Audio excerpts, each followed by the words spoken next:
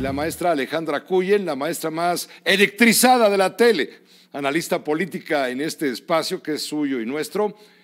Para comentar todo esto, ¿cómo estás, Alejandra? Muy buenas noches. Veo que a pesar de todo estás de buen humor, estarás leyendo todas las reacciones que esto ha generado en el sector privado, donde se acusa, entre otras cosas, de que se está disfrazando una expropiación de la industria eléctrica a favor de darle prioridad a una empresa que funciona mal, que es la Comisión Federal de Electricidad, que a partir de energías sucias nos está dando un mal servicio y que además va a ser más caro.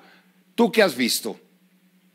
¿Cómo estás, mi querido Pepe? Qué gusto saludarte. Efectivamente hay que mantener el buen humor ante los malos tiempos.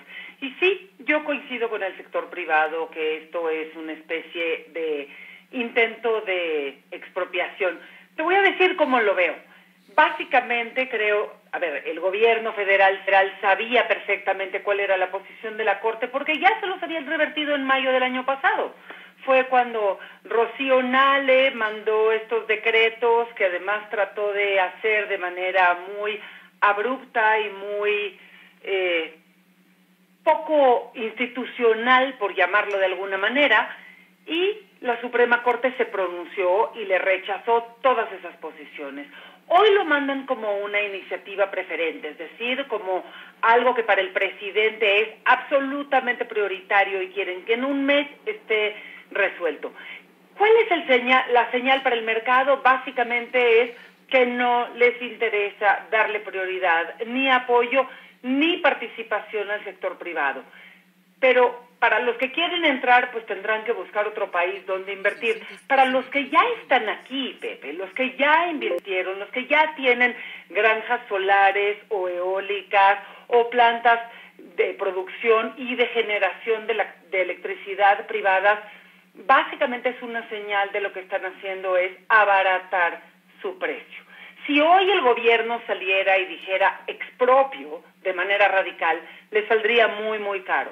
Pero si a partir de este tipo de mecanismos, decretos, iniciativas preferentes que revierte la Corte, lo vimos con Texcoco, una vez que el gobierno de la 4T tiene algo en mente, van a ir con todo. Y lo que están buscando es básicamente que el sector privado que ya está instalado esté dispuesto a abandonar sus naves y lo haga al menor costo posible, luego entonces al menor precio para el gobierno federal, Pepe. Esa es mi óptica. Es una manera de abaratar su mecanismo de expropiación, como lo hizo Argentina en su momento. Sin duda se va a aprobar, tomando en cuenta la presencia de Morena, mayoría en la Cámara de Diputados, que tiene 30 días para resolver el tema, puede ser antes, y mandarlo al Senado, donde habrá otros 30 días, donde seguramente también lo van a aprobar. Lo que se espera son querellas, controversias ante la Suprema Corte de Justicia de parte de los directamente afectados. Este será cuento bastante de nunca acabar en ese sentido para los empresarios privados que se sienten defraudados, pero será un triunfo para el gobierno del presidente por arrebatar justamente al sector privado lo que es del Estado, la generación de energía eléctrica. Yo no creo, Pepe, que se vaya a aprobar tal como está, es decir, la Suprema Corte ya dio su dictamen y ya explicó que esto no es constitucional, luego entonces no la pueden aprobar tal como está. Entonces el gobierno tendrá que entrar en un proceso de amparos, justificaciones y pleitos legales, pero de nuevo, al final lo que va a hacer es construir algún elefante de 4 cabezas que sea el equivalente a esta reforma, sobre todo para desgastar el ánimo de aquellos inversionistas que ya tienen plantas generadoras de electricidad en México, que protegen el ambiente o no. Todo aquel que tenga una fuente de producción de energía eléctrica y que le surta a la CFE se va a quedar básicamente sin negocio, y lo que están haciendo es tratar de abaratar el costo de la infraestructura para eventualmente hacer una especie de takeover o de tomar la infraestructura que quede. Yo sí lo veo como una estrategia, digamos, de mercado a través del uso y el abuso del poder, Pepe.